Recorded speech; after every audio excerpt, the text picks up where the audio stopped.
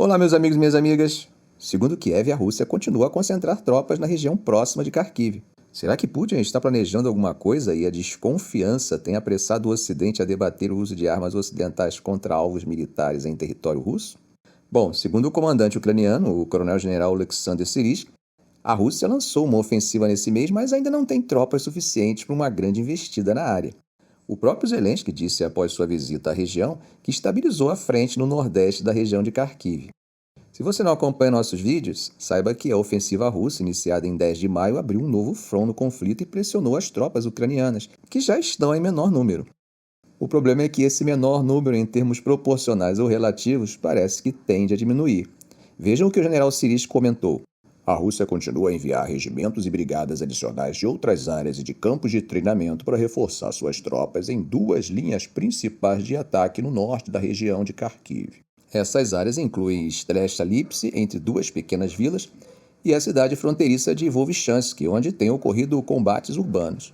Em uma declaração no Telegram, Syrsky destacou que essas forças ainda não são suficientes para uma ofensiva de grande escala e para romper as defesas ucranianas. Ele também mencionou que a criação de uma reserva de munições pela Ucrânia acabou reduzindo a capacidade ofensiva das forças russas. Essa observação sugere que a escassez aguda de munições de artilharia na Ucrânia diminuiu desde que os Estados Unidos aprovaram um grande pacote de ajuda em abril, após meses de atraso. O secretário de Estado americano, Antony Blinken, afirmou na quarta-feira que as armas americanas entregues estão ajudando a estabilizar as linhas de frente ucranianas. A Rússia tem concentrado a maior parte de sua pressão ofensiva no leste da Ucrânia, onde suas tropas conseguiram avanços adicionais desde a captura da cidade de Avdiivka, na região de Donetsk, em fevereiro. Gente, parece realmente que os debates sobre o uso de armas ocidentais para atingir o território russo está se acelerando. Hoje, quinta-feira, os ministros das Relações Exteriores da OTAN estão se reunindo em Praga para conversar, entre outras coisas, sobre essa questão.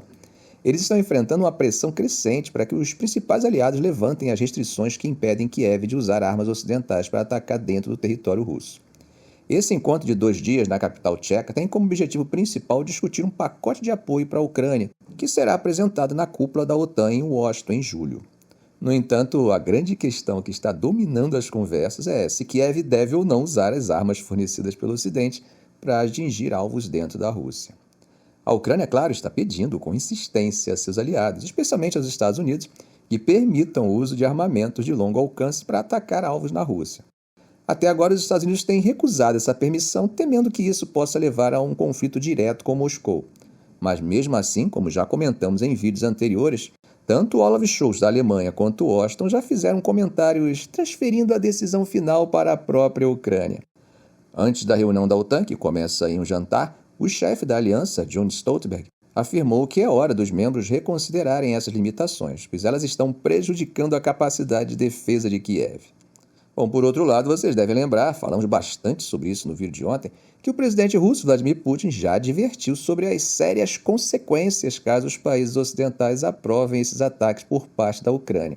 A situação fica ainda mais tensa com o ministro das Relações Exteriores da Rússia, Sergei Lavrov, criticando os Estados Unidos por ajudarem a Ucrânia, dizendo que Washington se tornou cúmplice dos crimes do regime de Kiev. Ele destacou que a Rússia vê o planejado fornecimento de caças F-16 capazes de carregar armamentos nuclear como uma ação sinalizadora da OTAN. Mas como estaria a OTAN diante desse aviso russo? Será que ela se sente preparada para uma guerra convencional com os russos ou contam com a responsabilidade de Putin de não usar armas estratégicas mesmo diante do risco de aniquilação da Federação Russa? Bom, de acordo com cálculos internos da própria OTAN, a Europa possui apenas uma fração das capacidades de defesa aérea necessárias para proteger seu flanco leste.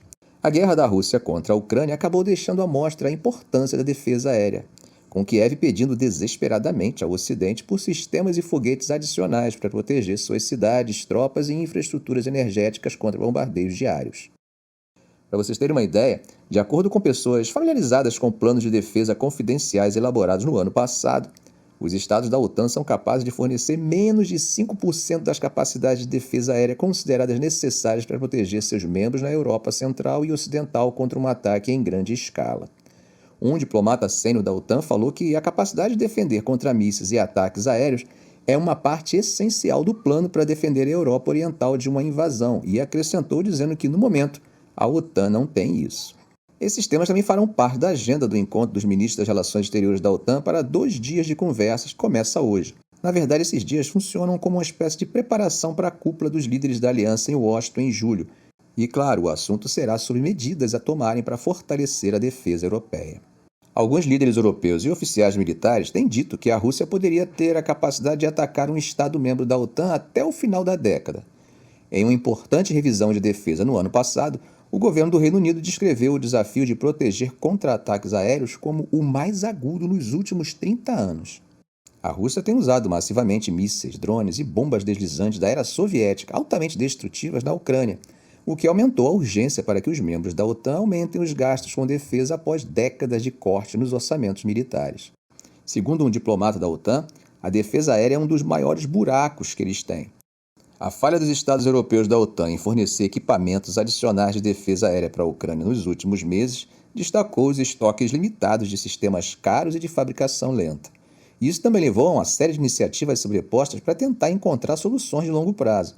No ano passado, a Alemanha lançou a iniciativa Sky Shield com mais de uma dúzia de outros países da União Europeia para desenvolver um sistema compartilhado de defesa aérea usando tecnologia desenvolvida pelos Estados Unidos e por Israel. No entanto, como comentamos ontem, a França criticou publicamente a proposta e ofereceu um conceito rival apoiado por um número bem menor de aliados. Na semana passada, Polônia e Grécia pediram à Comissão Europeia para ajudar a desenvolver e potencialmente financiar um sistema pan-europeu de defesa aérea, uma proposta que a presidente da Comissão, Ursula von der Leyen, indicou que apoiaria. Algumas capitais da União Europeia sugeriram aumentar a dívida comum para financiar projetos de defesa. Em uma carta enviada a von der Leyen, os primeiros ministros da Grécia e da Polônia, Kyriakos Mitsotakis e Mateusz Morawiecki, descreveram a defesa aérea como uma grande vulnerabilidade na segurança deles, acrescentando que a guerra na Ucrânia ensinou a eles lições que não podem mais esquecer ou ignorar.